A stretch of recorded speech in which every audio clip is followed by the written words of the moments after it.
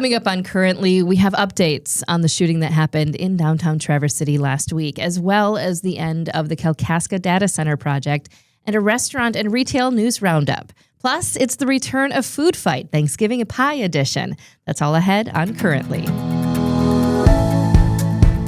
Welcome to Currently, where we discuss some of the top local stories directly from the journalists who are covering them.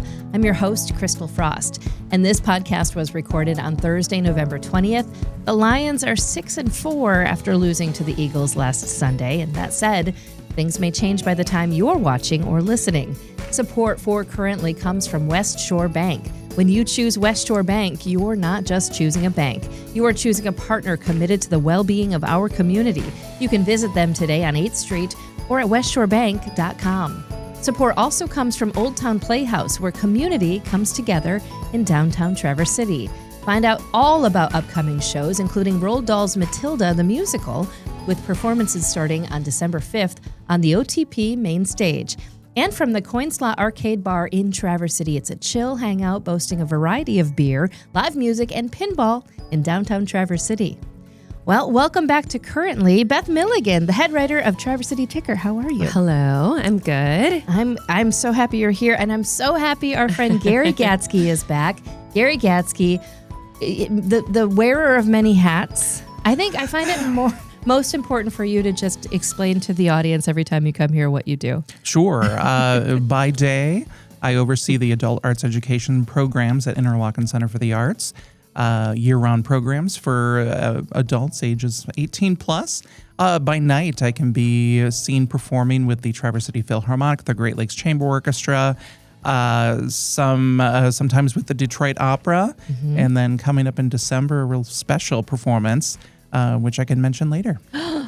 Exciting. Spoiler alert, stay tuned. Oh my gosh. Crystal and I did get to come see you last weekend at the Bach concert at Milligan, which was incredible.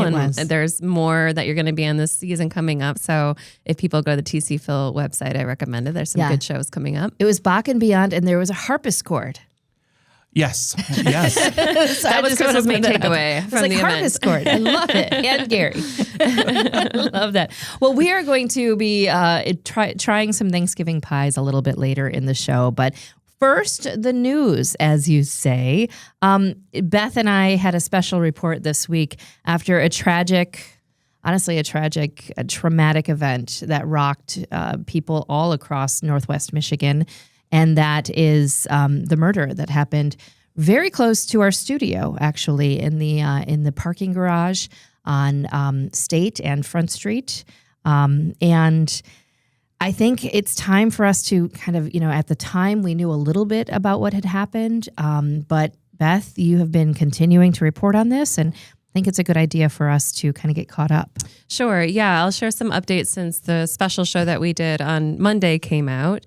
So the next day, on Tuesday, the suspects were arraigned, so their identities did become public at that time. They are Eugene Thompson, who is 17, and Hunter Vanderwall, who is 18. They were arraigned in 86th District Court. That arraignment was the first real opportunity to hear some more details about what had happened overnight on Saturday leading up to their arrest.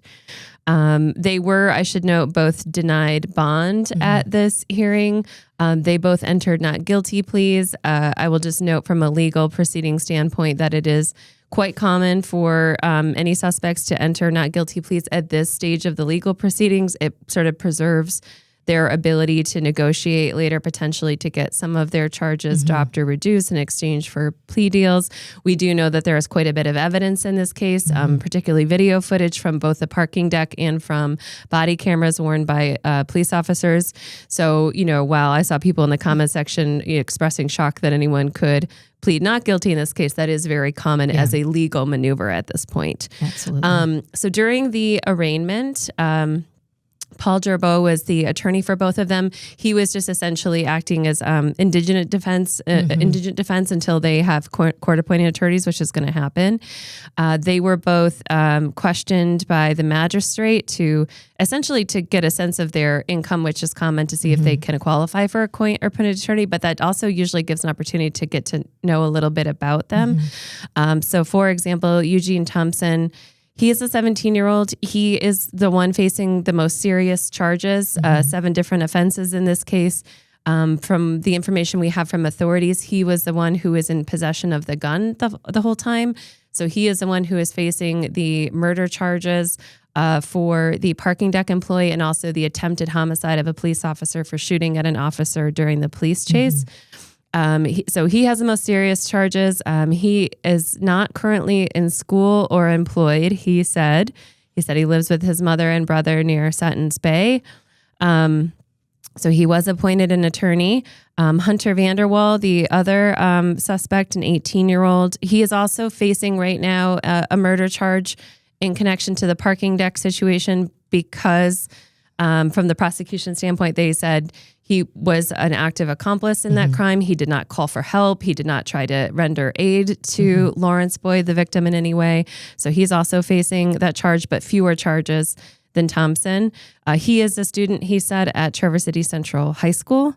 I did reach out to TCAPS. There's because of FERPA, which is the federal law protecting student privacy, there wasn't much they could comment or say about that situation, other than that they always cooperate with authorities related to students if needed. I would say, what was interesting was one, I think, Paul Gerbo, the defense attorney just for this proceeding, tried to make a distinguishment between the two suspects. Sure. He didn't even try to argue for bond for Thompson, the shooter. He did try to argue for a GPS tether for Hunter to be released. That was denied. He did note that Hunter doesn't have a prior criminal history and was not the one who was the shooter, but still the magistrate felt that the seriousness of the crimes for both of them warranted denying bond. Can I ask a quick question about that? Ostensibly, though, you would think that Mr. Vanderwall had just turned 18 at some point. Maybe not recently, but he's only 18. Do we know anything about whether or not they had a juvenile record? We don't, and typically those are often sealed. Yes. So that wouldn't be something unless, there's sometimes extenuating circumstances in which that is released or a crime had happened very publicly and you would know about it. But we wouldn't usually typically have access to their juvenile records. I want to clear up a couple things I've seen questions about this week that we were able to clarify. One, I will note that Eugene Thompson, although he's 17, is being charged as an adult. That is the default in Michigan. Usually, up for a long time, any juvenile who was 17 in charge of the crime would be charged as an adult automatically. That was changed in the last couple of years to try to keep 17-year-olds from facing some charges as adults. But violent crimes are still a type of crime that you will be charged as an adult for if you're 17. So I just saw some questions about that. We also had been hearing some rumors about other suspects in the case. I did talk to Kyle Atwood, who is the chief assistant prosecuting attorney. He was the one who appeared at the arraignment on behalf of the prosecution this week, and asked him about that. What we understand is that one of the suspects was in contact with some people that he knew that night during the chase at a hotel room.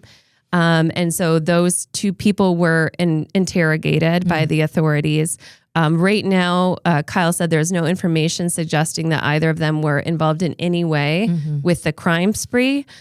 So he said law enforcement is not looking at any additional suspects relating to the charges in this case at this time. I think one of the two other people in the case had a parole violation, so there was an arrest there for that, but it was not related to this crime.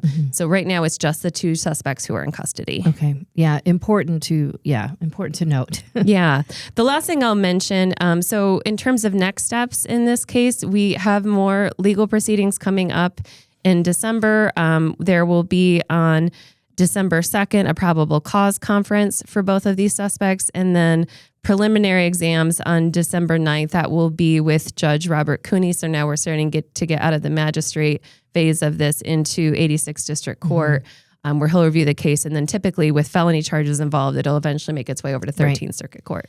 And I mean, and important to note as well, I know that a lot of people are trying to do their own sleuthing on this and figure things out, as we've discussed before in other mass tragic events. The Walmart stabbing, for example, comes to mind.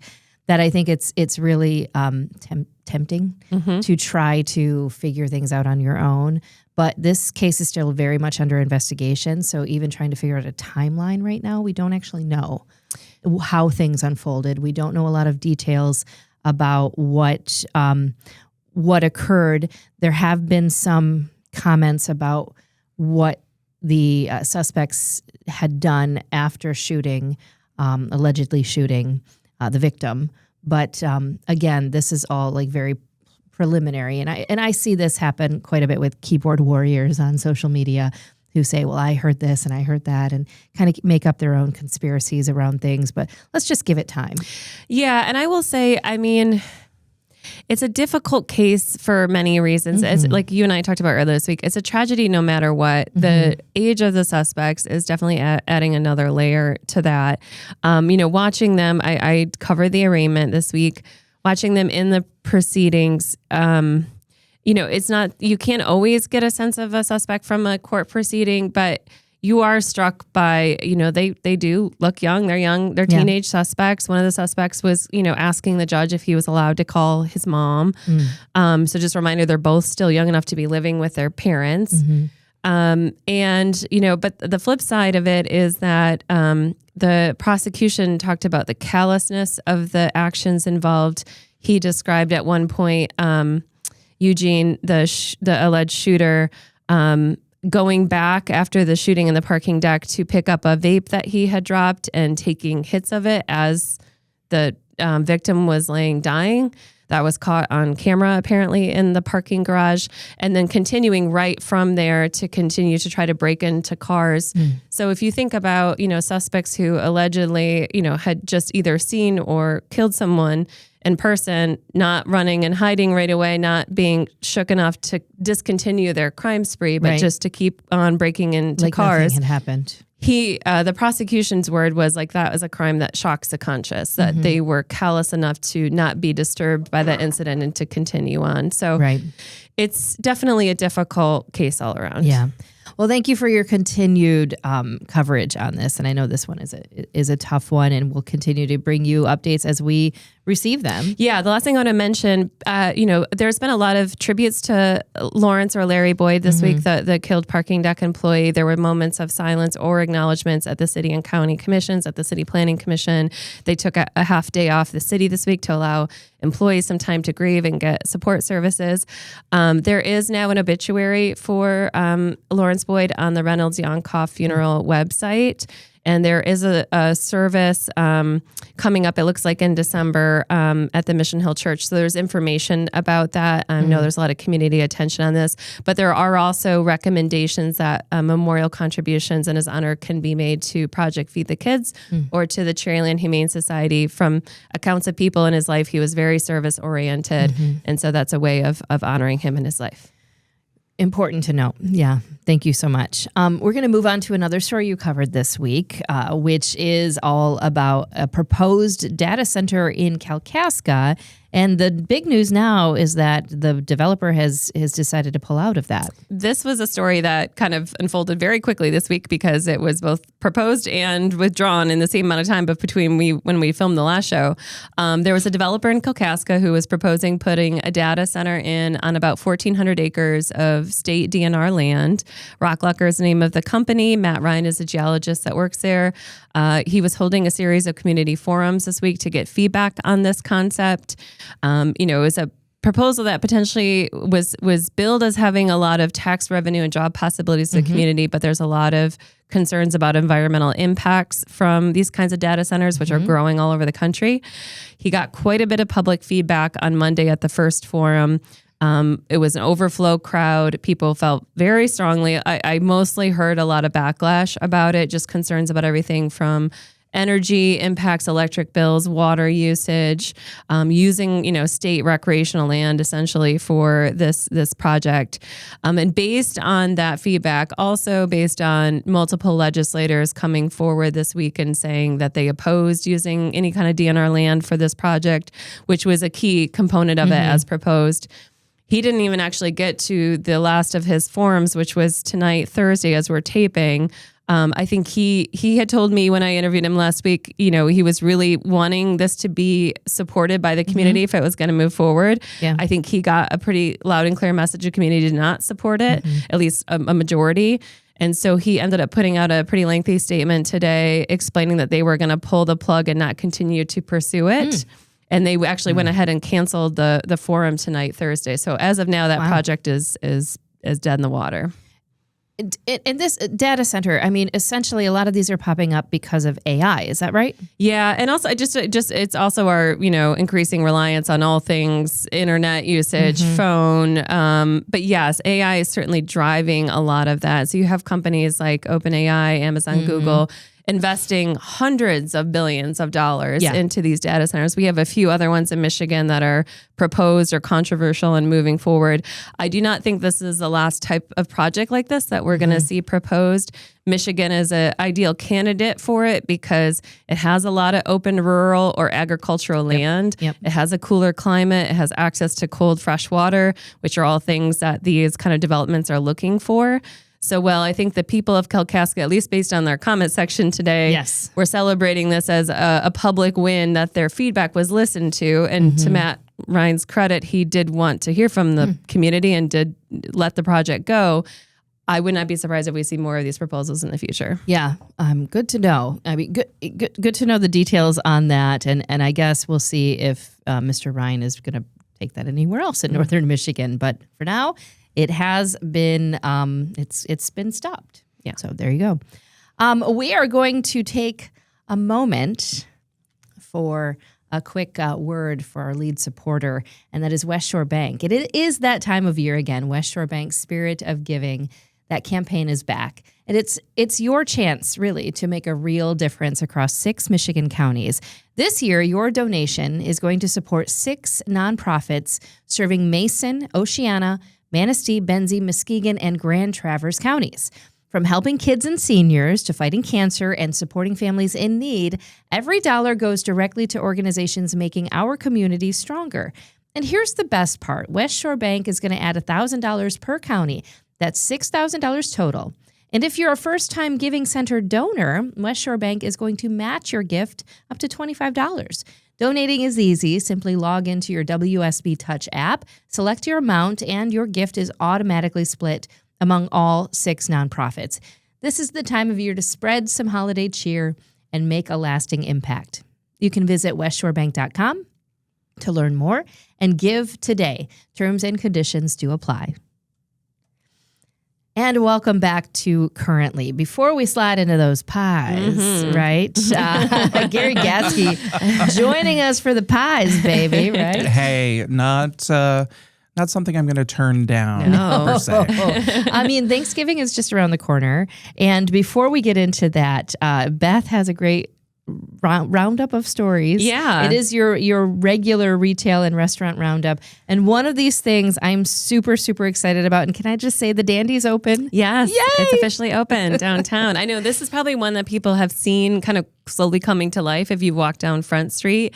This is where the former Greenhouse Cafe was. I love that place. Yeah. So earlier last year in 2024, Chad Hall and Josh Anderson, who own Red Spire and Building 50, another great brunch spot in town, bought this building, the Greenhouse Cafe building, and they've been working over many, many months to get it ready for opening another downtown brunch spot. So as you mentioned, it's called the Dandy.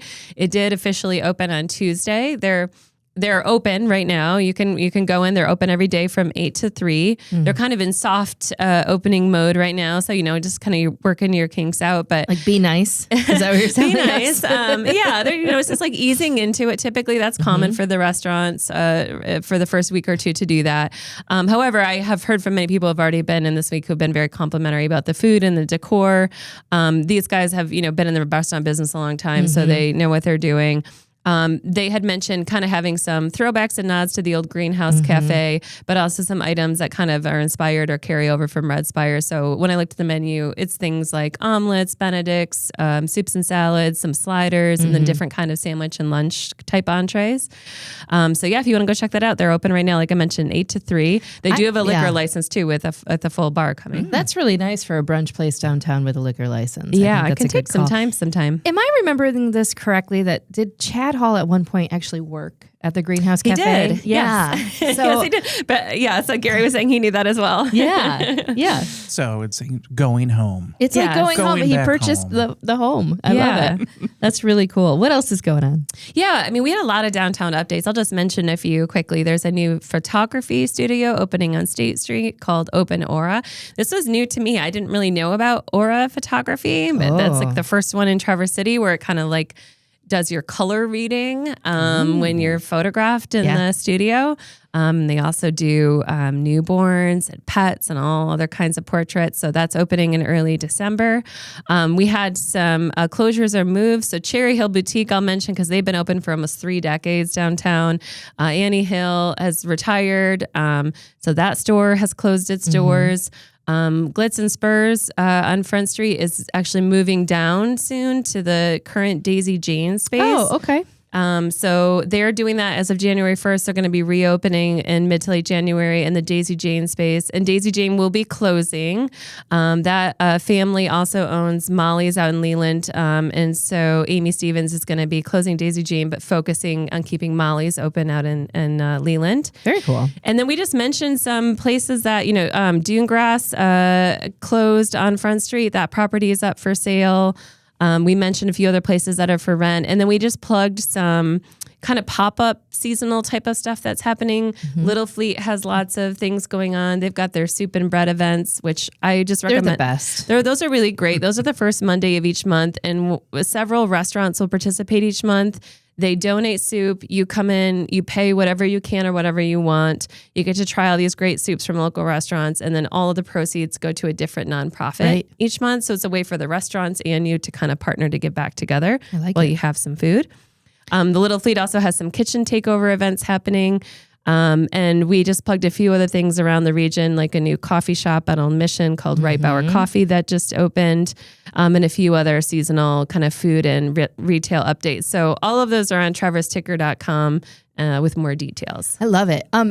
I just had to Google a little bit about auras. Yeah. And if I remember, maybe like 15 years ago, I had this at the Higher Self. They brought in an aura photographer, and I got something. I think they used to have those psychic fairs. Do you remember those things? Yes. So yeah, I had one done, and I honestly don't remember my colors at all. But I think we should do this, and then we should figure out, what color aura you have. Because if you have a blue aura, then you're calm and communicative and intuitive and spiritual, which I'm probably not. What does like a brown aura mean? I don't know. This like always makes me think of the 311 song about like amber is the color of your energy. Oh, yeah. Yeah, I'm looking at like red being energetic and passionate. I'm looking for colors that maybe are negative. I don't see any. So there's good in everything, I guess. So go find out what positive thing you have. It's like you have a red aura or a black aura and you're just like dark inside, dead inside. Well, this concept is very cool, and I would be open to venturing to open aura. Okay.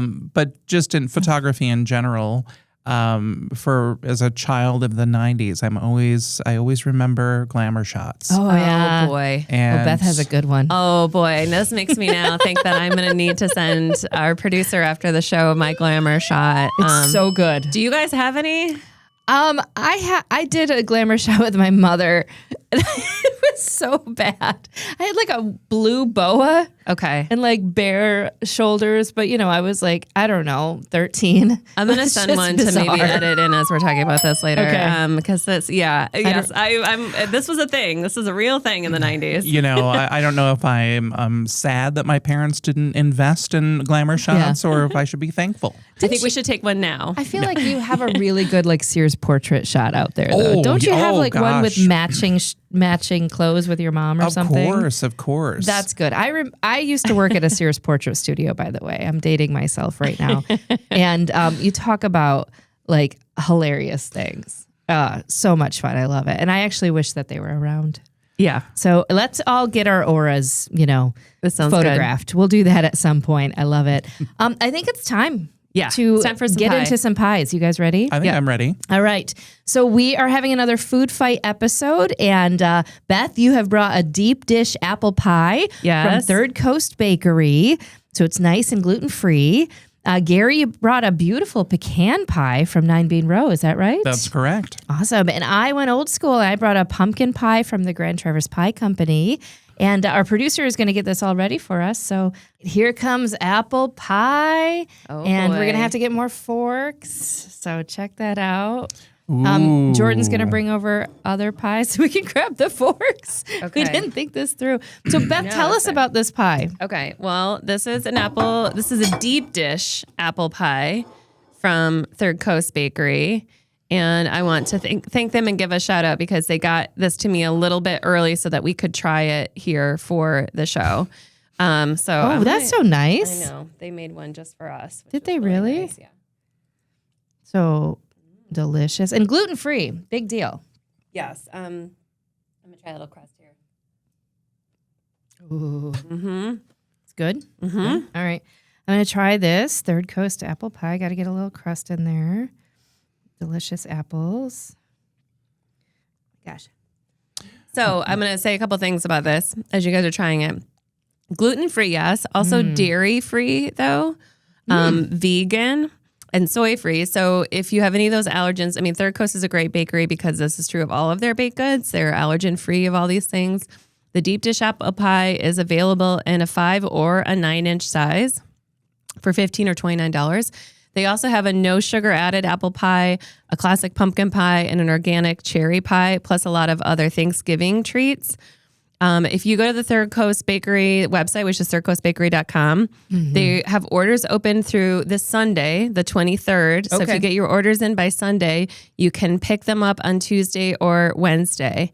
So if you have some allergen sensitive folks in your life, these are good options to have for Thanksgiving. I love it. Yeah. That's fantastic. That's really good. Yeah. I can't believe it doesn't have gluten or dairy in it. I know. It doesn't. You would not know if you told me that. Sometimes people are worried with allergen desserts that they're going to taste weird or different. That I would never have known, and that's delicious. Yeah, I am very surprised. So. Well, and I'm thankful for being on the caboose of this plate because having a multiple taste of it, that's quite good. Very good. And it's like a nice cinnamony there. I love that. So, Gare, what do we got down there? Oh, yeah. So next we have... So we have my pumpkin pie. Not mine. I didn't make it.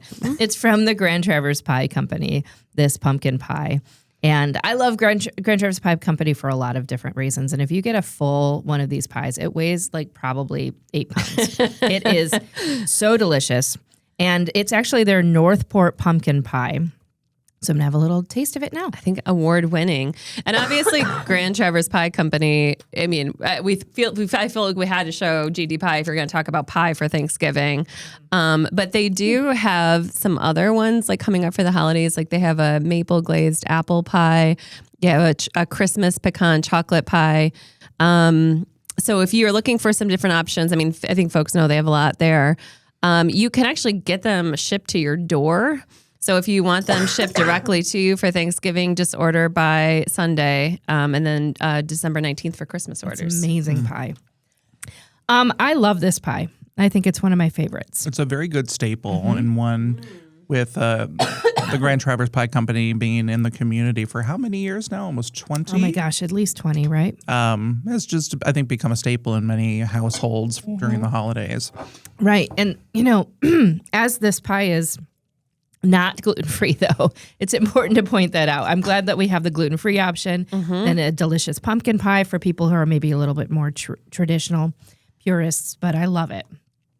What'd you think, Gary? Oh, love it. It's great. All right. What did you bring? So, the team up in Sutton's Bay, Nine Bean Row, Yes. I've enjoyed many of their pastries over the years and thought, after seeing a post on social media of a pecan pie, I thought, oh, well, we should try that. So when this idea came up to have a food fight with pies as the featured food item, I thought, well, let's go and purchase a pie from Nine Bean Row. All right. So we'll have you start. This is a pecan pie. And I've heard that you have to call it pecan pie, right? Or is it pecan pie? What is it? Well, we have our Southern friends. Yes. So I guess we'll follow their lead.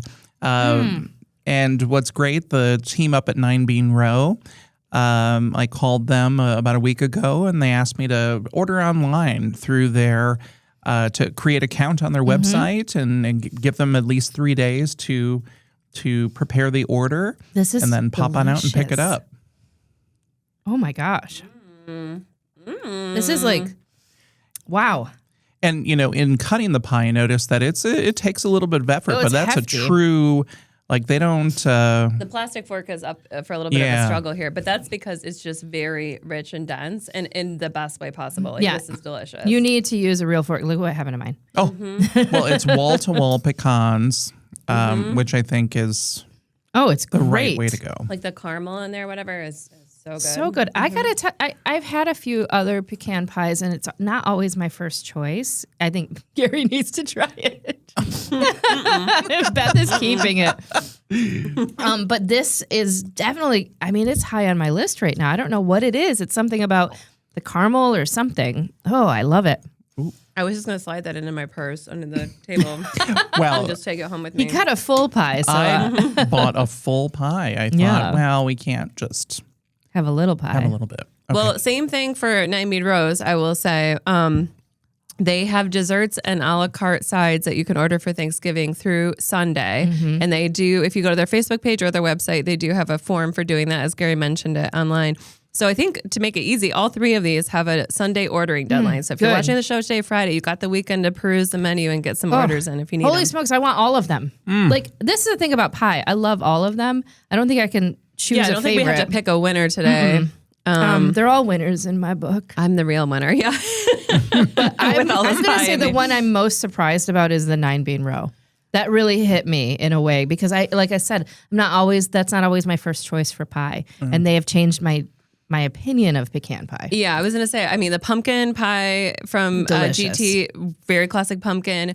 Apple pie from Third Coast, you would not tell. It's like any allergen. It just tastes delicious. Deep baked taste. And then, but that pecan pie for me was a surprise Right? too. Really, really good. Love it. Well, yeah, how about you? Just to sort of round that out, I mean, it's a commitment to get up to 9-bean row, but it's a commitment that's well worth it. Yeah. So Yeah. I mean, make the drive. agreed. Yeah. It is worth it. You have to have that at your Thanksgiving. I'm Yeah. going to have it at mine, and I'm not going to share it. It's just going to be for the me. holiday spirit, Christal. Yes, and they'll be thankful that I'm in their life. On that note, what are you all looking forward to this week? I mean, a lot going on this weekend. I mean, obviously, Thanksgiving is next week. What are we looking forward to? Well, I think some of us are getting together on Saturday to watch the light parade. Yeah. And I believe our friend Gary may be in the light parade, correct? I am. So I will be marching in the parade with Interlochen Center for the Arts. Interlochen has an incredibly restored fire truck. That was one of the original fire trucks on the campus from many, many decades ago. So our team from maintenance that have painstakingly restored the fire truck, they will be leading a team of faculty and staff to march down the street in some sort of lit attire. I've been told to wear all black. Yes. And I will be outfitted in some sort of light. Well, I think the light parade has become a very popular holiday tradition in Traverse City now. With the studio where we're obviously filming, it happens to have pretty good views of the light parade, so that's always fun to watch. Right. So we watch the light parade. It is the light parade first, and then they march down, and then they light the tree. Is that right? Or is it? I think do I have it's- that backwards? No, I think that's backwards. Okay. I think it's the tree first. But then also, for families, there's also Santa's house over in Casson State. So you could, it kind of kicks off the season. I love it. So, Gary, I know you have something else that you kind of teased at the beginning of the show, which I'm so excited about. Yes. In addition to all of the wonderful music you make here locally and in the Northwest Michigan region, and some of the work that you do with the Detroit Opera, what is happening in a few weeks? Oh my goodness. Well, I'm not performing anymore in November, but once December hits, I have a couple of performances the first week of December. First off will be a performance with the Traverse City Philharmonic Civic Orchestra's program, and that's led by Lynn Tobin. So that's Tuesday night, the 2nd of December. And then on Thursday, the 4th of December, will be the Traverse City Philharmonic Chamber Music Program, and that's a program that I also oversee. I forgot to mention one of my many hats. But the weekend of the 6th and the 7th, I have been invited to go and join an orchestra that will perform with Andrea Bocelli at Incredible. Little Caesars Arena. What? Which, as I was Googling, like, how many seats are in Little Caesars Arena? A So lot. about 22,500 potential people in the audience. I don't know if it'll It's fill. close to sell out. Yeah, Oh. I've been looking, and tickets are still available. But I mean, our very own Gary Gatzke playing. Wow. Yeah, it's So that incredible. might be the largest audience that I would have played for in real time other than television. That's so cool. And So. yeah, I'm just gonna live vicariously and just say, oh my gosh, more. You have performed with very, very like a diverse, wide array of people. Like Weird Al, you performed with Weird yes. Al. Yes. As you do. As you do. I love it, Gary. That's so exciting. And you're looking forward to the Light Parade and all your performances, right? I am. And yeah. Once December hits, it's music performance after music performance, as well as theatrical performances around town. Lots of art fairs around the region, holiday art fairs. So it's a great time to get out and experience the arts. That's right. I'm looking forward to Light Parade, and at some point I'm going to see Wicked. Yes. Yeah. I was just saying, I think I might be seeing Wicked this weekend as well. So yeah. I love it. Well, thank you so much to Beth Milligan and Gary Gatzke for yet another great show and a great food fight. You can join us next week as Art Bukowski returns for a very special Thanksgiving weekend edition. So be sure to subscribe to the show on all platforms at crystalfrost.com. You can follow us on social media. You can subscribe to Currently with Crystal Frost wherever you get your podcasts. And you can watch the full show on YouTube and Facebook. And don't miss the pie. Go get it. It's delicious. Currently is a Compass local podcast produced by Pancake Boy Productions here in downtown Traverse City. Big thanks to our lead support, West Shore Bank, as well as Old Town Playhouse and the Coin Slot. And we will see you soon.